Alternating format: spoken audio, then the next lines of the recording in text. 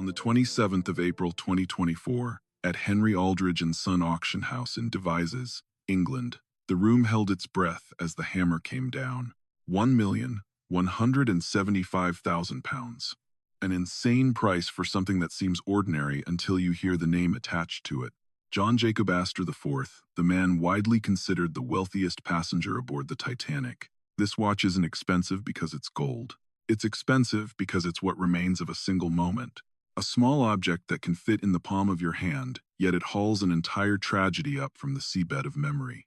After the sinking, recovery crews retrieved bodies drifting in the North Atlantic and cataloged what they carried: cash, papers, cufflinks, personal belongings, things that suddenly became evidence of a night no one wanted to remember.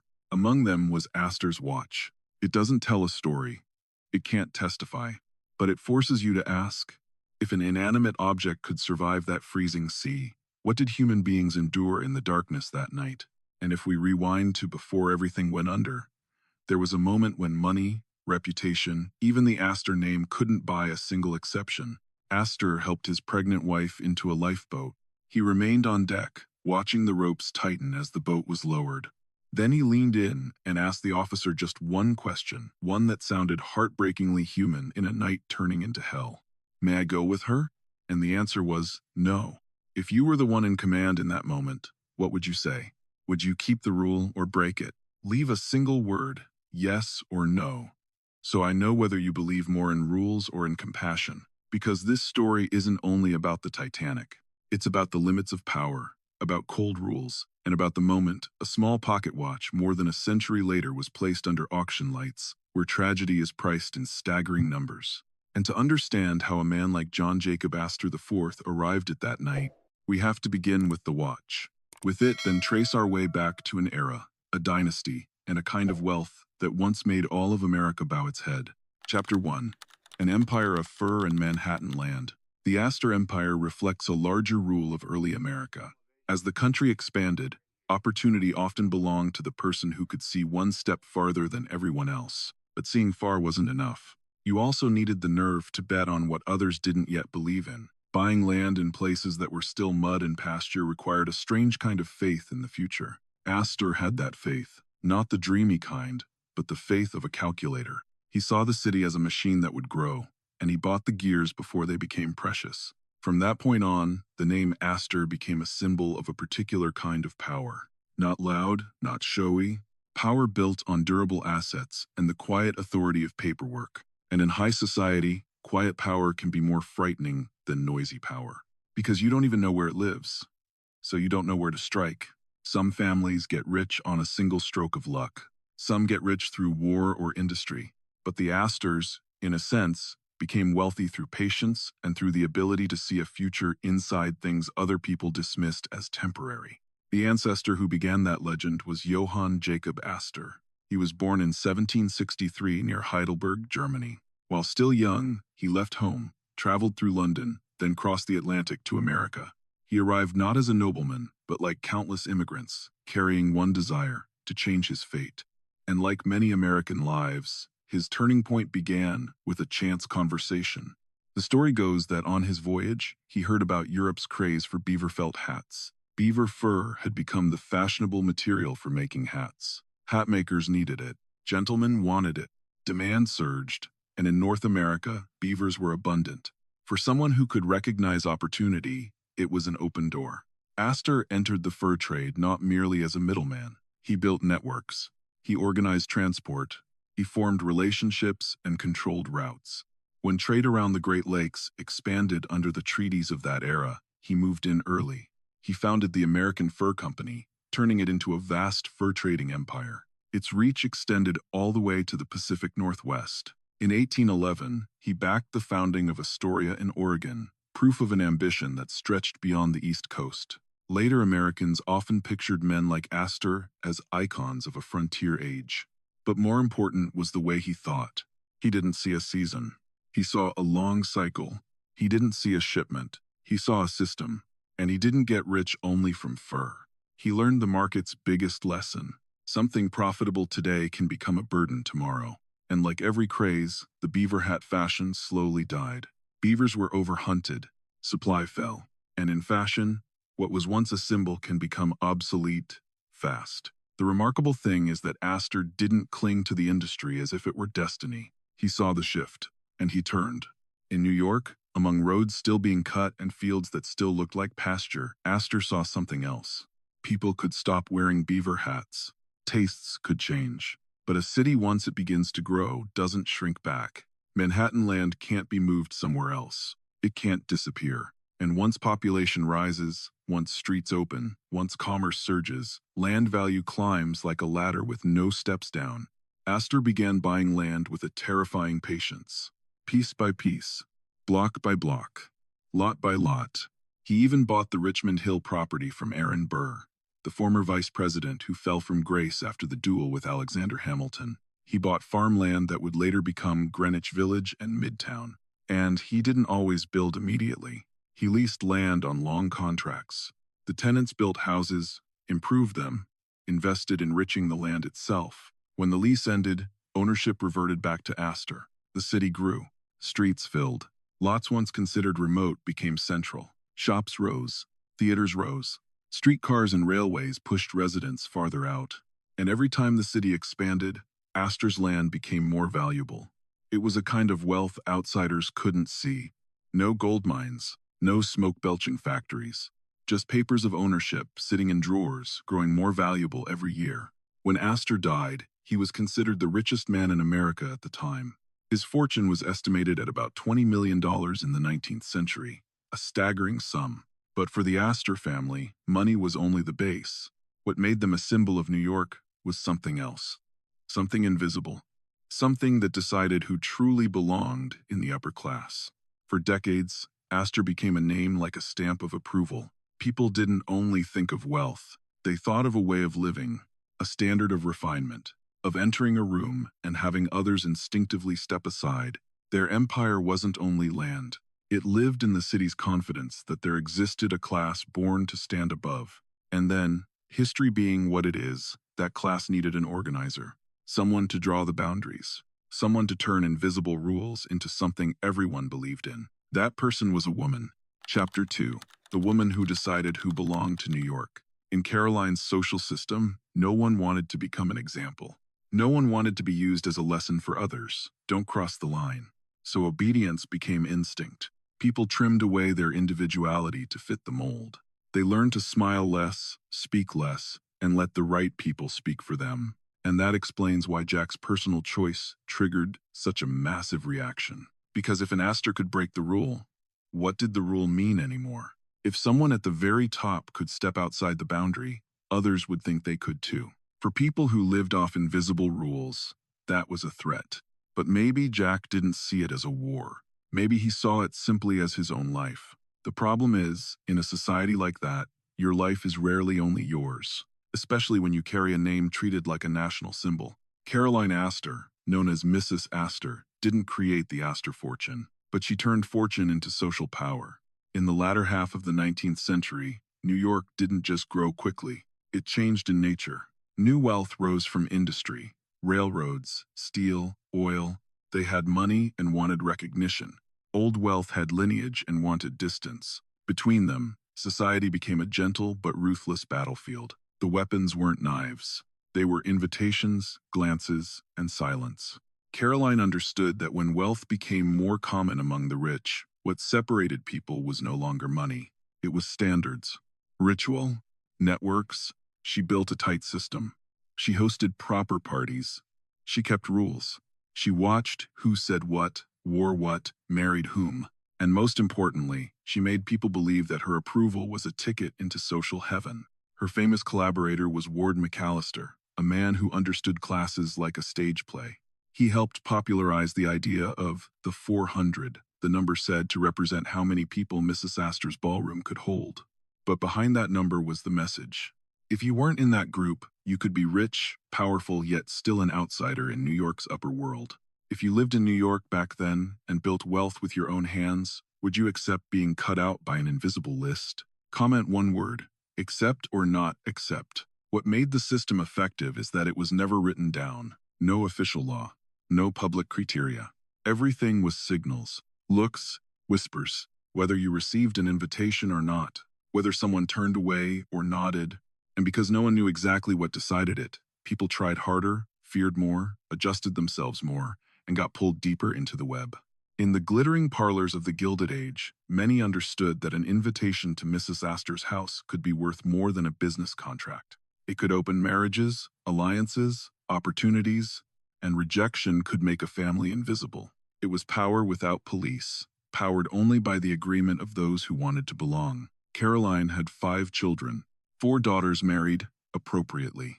Her only son, born in 1864, was named after the empire's founder, John Jacob Astor IV. The family called him Jack. To many, Jack should have inherited not only the money, but the social role. But from early on, Jack showed he was different. He wasn't the kind of man who wanted to be the center of a ballroom. He cared about mechanics, ideas, how things worked. He grew up inside elite standards, but his mind leaned toward what could be measured, tested, repaired. Where his mother saw the city as a network of relationships, Jack saw it as a system that could be improved. That didn't mean he openly defied his mother. He still lived within the frame. He attended prestigious schools, went to Harvard, knew proper behavior, but inside, he didn't merge with upper-class pride the way people expected. Some mocked him. Some gave him unpleasant nicknames. In a world where social sharpness was treated like talent, Jack seemed awkward, like a man standing beside the stage, paying attention to the ropes behind the curtain. Still, because he was an Astor, his life came with steps already laid out, and the first major step was marriage. In that society, marriage wasn't only love. It was structure, a connection between correct families, a way to maintain order. In 1891, Jack married Ava Lull Willing, a celebrated beauty from a prominent Philadelphia family. Society approved. Caroline likely felt relieved. But a socially right marriage isn't always right for the people inside it. Jack and Ava quickly fell out of rhythm. Ava loved attention. Jack preferred quiet. Ava was sharp, sometimes cold, even sarcastic. Jack responded little, as if retreating inward. They had a son, Vincent, in 1891. Many years later, they had a daughter, Ava Alice. In 1902, that long gap said something. They weren't truly partners. They were playing roles. By the late 1890s, Ava lived in London, immersed in British society, with a home in Grosvenor Square. Jack stayed in America. They lived apart. When Ava returned to file for divorce in White Plains in 1909, society wasn't shocked, only curious. In that class, divorce wasn't merely private. It was a mark, a crack in the polished mirror, raising the question the elite feared most. Could they fail like everyone else? In March 1910, the divorce was finalized. Vincent stayed with his father. Ava took their young daughter to England. Jack, nearly 50, wealthy, famous, suddenly fell into an empty space. His mother had died. His son was nearly grown. His marriage had collapsed. And in that emptiness, something strange happened. Jack began living more like an independent person, not only a name.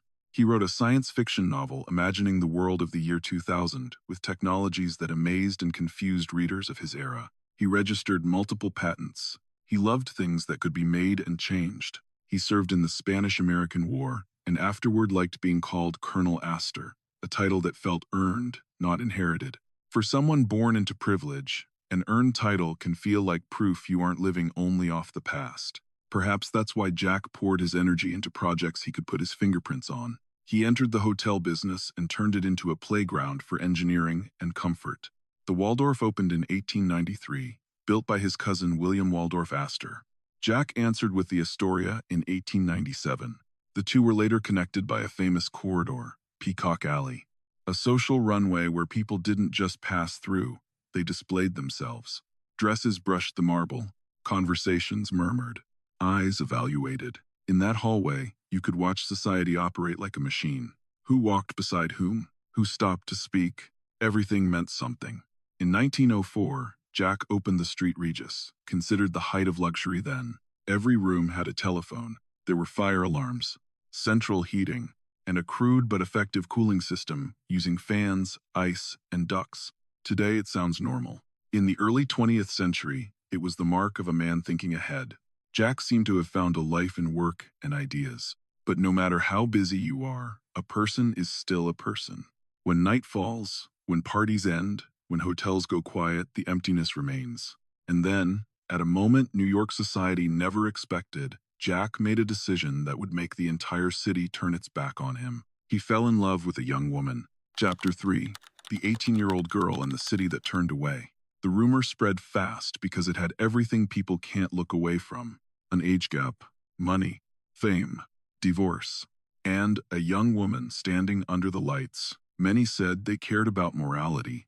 In truth, they were drawn to the thrill of watching someone else's life without paying the cost. Scandal is a form of entertainment, and high society needs entertainment like any other class. In that storm, Madeline had nowhere to hide. She stepped outside and saw faces that used to smile turn cold. She entered rooms and felt conversations stop for a second, then resume lower, like whispers. And each time, she understood. She had been stamped. Jack could endure it. He was used to being judged. But Madeline was young, and the cruelty of looks can crush the young like stone. That world taught her an early lesson. Sometimes you can be right in love and still be considered wrong in society. Her name was Madeline Force. When news of the relationship broke, it flared like fire. Not because Madeline was poor, she had social standing. Not because Jack lacked pedigree, he was Astor.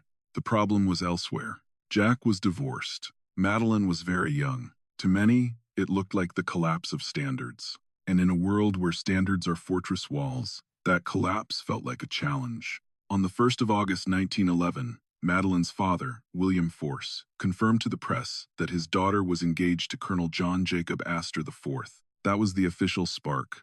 Soon parties filled with whispers. Newspapers ran long pieces, half narrative, half judgment. From church pulpits, remarriage after divorce was held up as a moral warning. In upper society, people often pretended they cared only about virtue. In reality, they cared about the power of the standard. If Jack could break it, others could break it too. And then, the system they relied on to separate themselves would wobble. So they didn't just judge Jack, they defended their wall. Madeline took the coldness full on. Women who once bowed to the name Astor now turned away. They used high society's signature weapon: organized ignoring. No insults needed. Just act like someone doesn't exist. That can hurt more than a curse, because it says you aren't even worthy of hatred. You are erased. Some accounts say Madeline received threatening letters. She broke down. In an era that expected women to be gentle and modest, being rejected by an entire city made her an unwanted centerpiece. She became the bride of a scandal. Jack responded like a man who had always solved problems with resources. He bought a $30,000 engagement ring, an enormous figure then. He arranged financial agreements as if building armor around his future wife. But there was one thing he couldn't buy: someone to marry them. In that society, a marriage without a proper ceremony almost didn't count. Jack approached Episcopal clergy first. The family tradition. Refused. He tried other denominations: Presbyterian, Methodist, Baptist, Lutheran. One by one, the doors closed. Not only because of doctrine, because no one wanted to be pulled into the public storm. People feared being boycotted, feared being dragged into moral controversy. And in high society, controversy itself was disaster.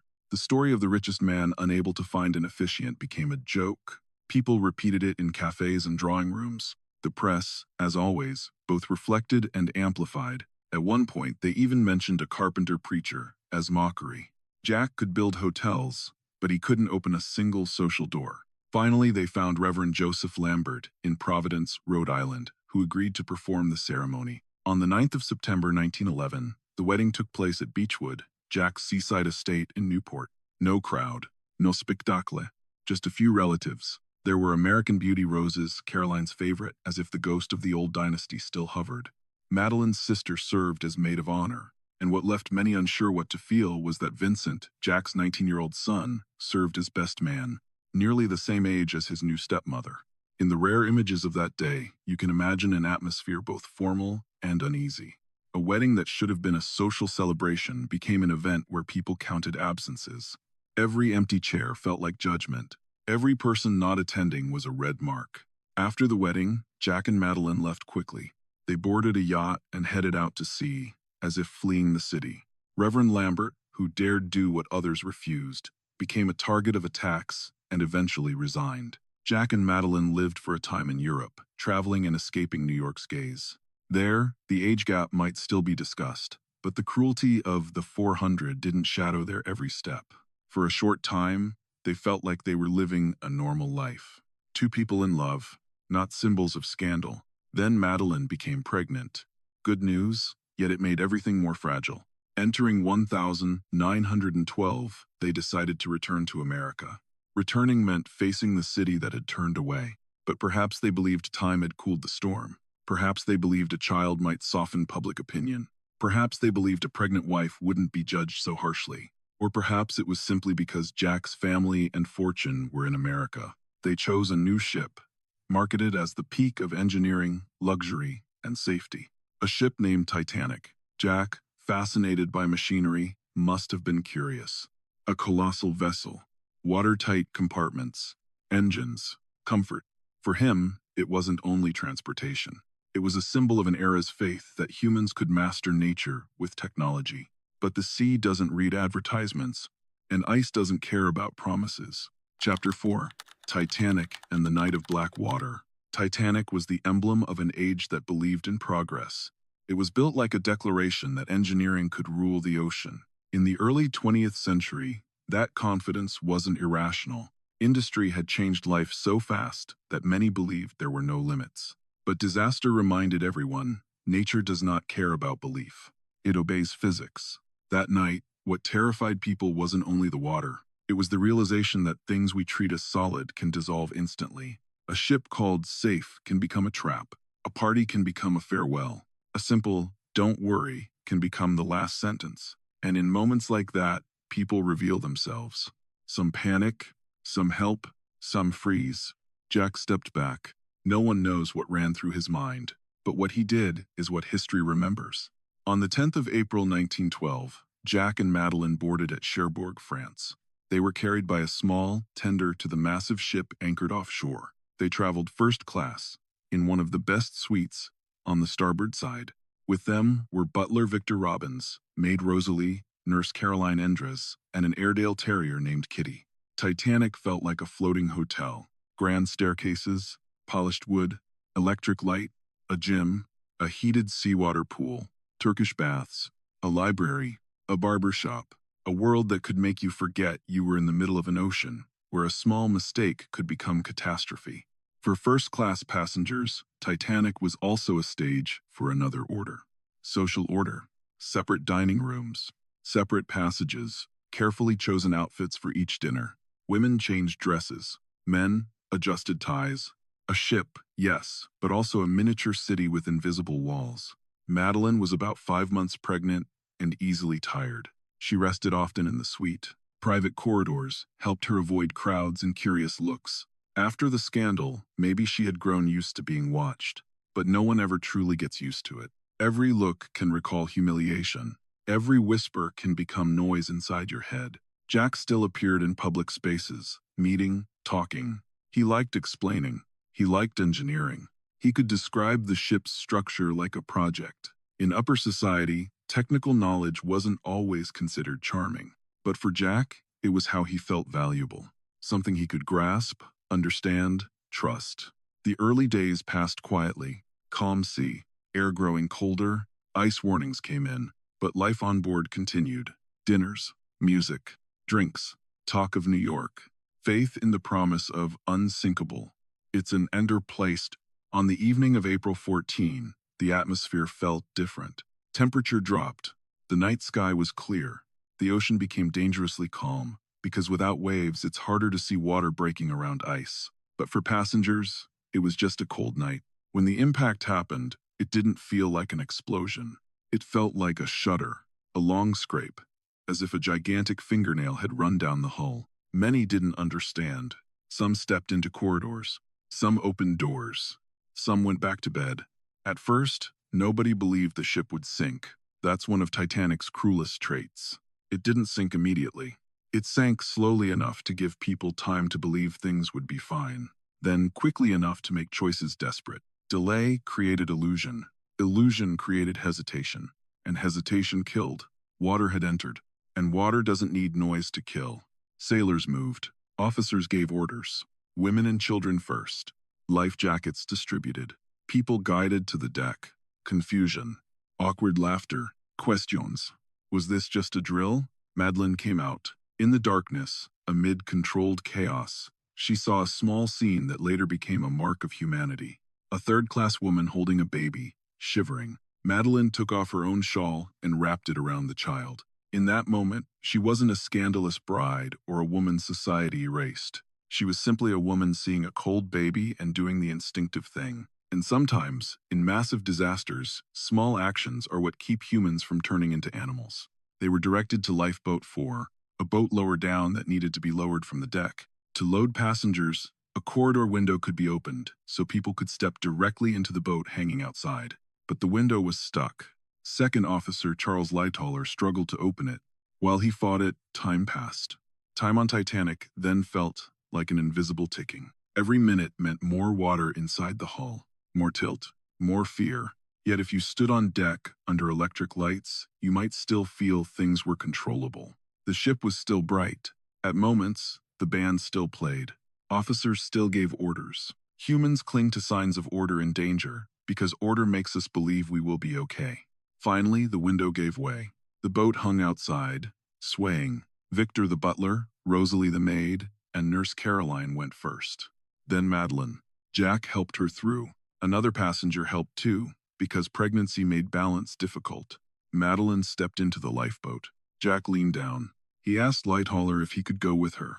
He explained that his wife was pregnant and fragile. It wasn't the demand of a man insisting on privilege. It was a husband's question in a world collapsing. Lightoller said no. The rule was the rule. There was no place for men, while women and children still remained. And this is what makes Jack's story haunt people. He didn't argue. He didn't shout. He didn't throw money. He didn't invoke Astor. He didn't use power. He simply nodded. He kissed his wife. He told her not to worry. They would meet again in New York, and he stepped back as the boat was lowered.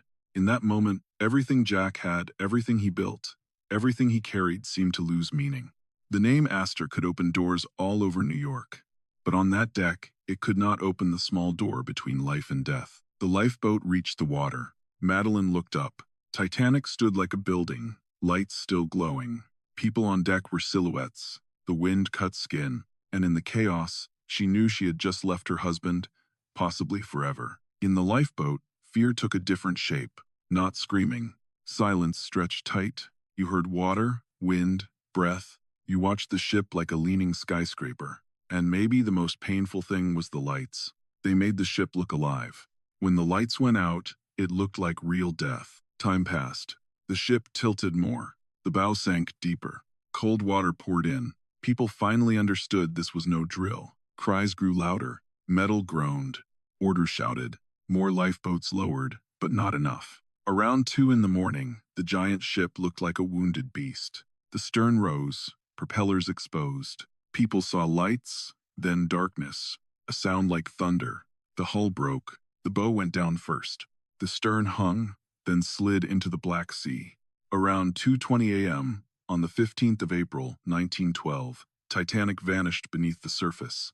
More than 1,500 people fell into below-freezing water. For them, it became a second-by-second battle with the body. Cold, numbed, breath shortened, muscles seized, cries weakened, then stopped. Madeline lived, the maid lived, the nurse lived, but Astor's valet, Victor Robbins, did not.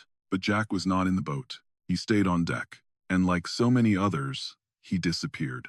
In the hours after, the survivors in lifeboats faced not only cold, but the screams of those in the water. Many histories glide past that part, but it's the part that haunts people most.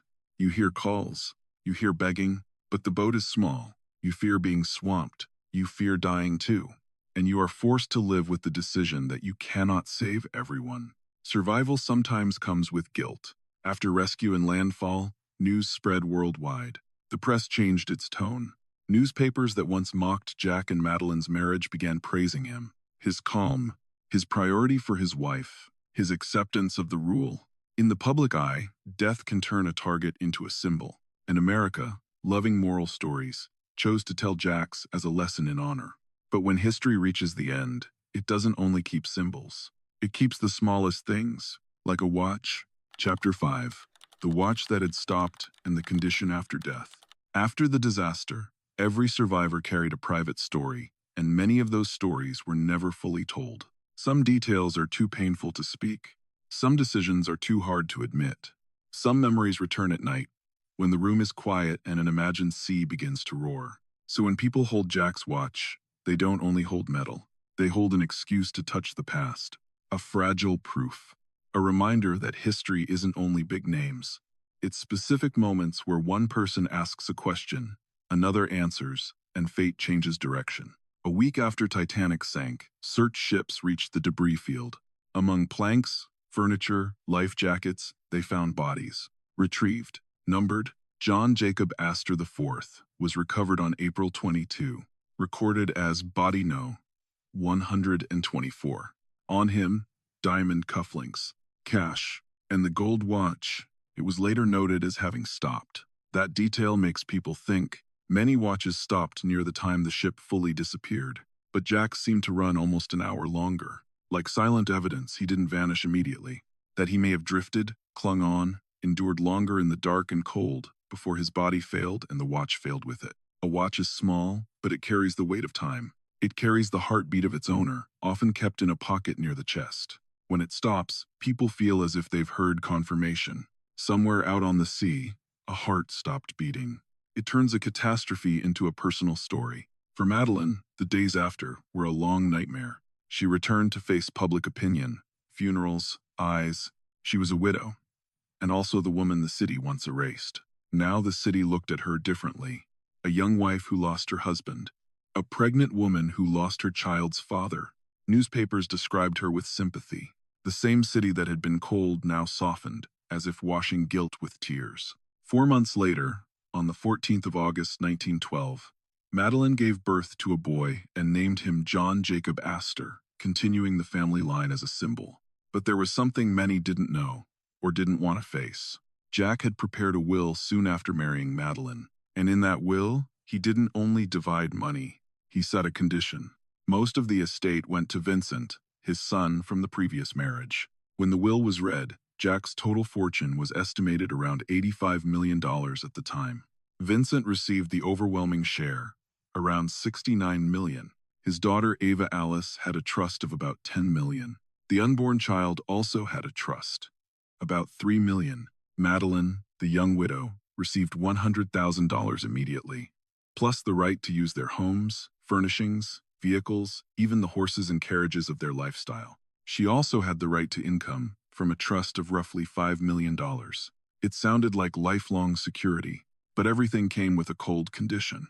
If Madeline remarried, almost all major benefits would be cut off, and what remained would revert to Vincent. And this is where it catches in your throat. A 23-year-old woman, newly widowed, about to become a mother, suddenly forced into a choice where money becomes a shackle. If you were Madeline, what would you choose? Keep safety to keep the fortune, or risk it to claim freedom? Leave one word: money or freedom. That clause sparked arguments. Some said it was Jack protecting his son and the Astor name from opportunists. Others said it was control extending from the grave, binding a young woman's life with money. And some asked the hardest question. Jack loved Madeline despite society.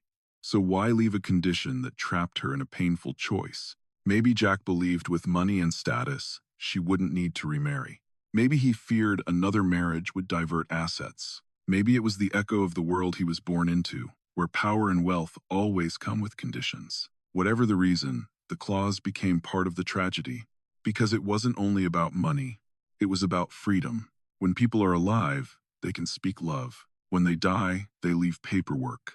And paperwork, unlike words, doesn't change with emotion. It stands still, like the watch hands fixed in place once the story ends. It forces the living to walk a path already drawn. A will can be care, but it can also be a hand gripping your wrist. In that era, widows remarrying wasn't unusual. But in a family like the Astors, every marriage was political, tied to property, names, influence. Jack's condition was like saying, even if he broke society's rule to marry Madeline, he would not allow the Astor name to drift from its orbit. And then time moved on. The living kept living. Children grew. Hotels kept operating. New stories arrived and buried old ones. But sometimes a small object drags memory back. Jack's gold watch was repaired and kept as a family heirloom. It passed through many hands, a witness that never speaks. It can't tell the final minutes. It can't tell the wind, but it tells through its silence. And that silence can make people imagine more than any testimony. Decades later, the watch appeared again in public, not on a ship, but under auction lights in England. On the 27th of April 2024, Henry Aldridge and Son and Devizes, Wiltshire, offered it in a Titanic memorabilia auction. Before the hammer fell, collectors estimated it might reach around £150,000. But once bidding began, every number stretched under the gravity of the story. The hammer came down at £1,175,000, roughly $1.5 million, a record price for a Titanic artifact at the time. The 14-carat Waltham gold watch, case engraved with JJ, once carried in the pocket of the man considered the richest aboard, surpassed other famous record-setting Titanic relics, including the violin associated with Wallace Hartley, the ship's band leader. How does that make you feel? To you, is an object carrying the tragedy of history worth that price, or is it absurd? Leave your opinion, worth it or unreasonable. When the watch returned to the light, people didn't just see an antique. They saw the cold wind of 1912. They heard ropes screaming as lifeboats lowered. They remembered the short question on the deck, "May I go with her?" And they remembered the answer, "No." The watch was later noted as having stopped, its hands fixed in place, leaving only guesses about what happened after the ship vanished. Time can stop on a watch, but the question it leaves behind never stops. If it were you, what would you do?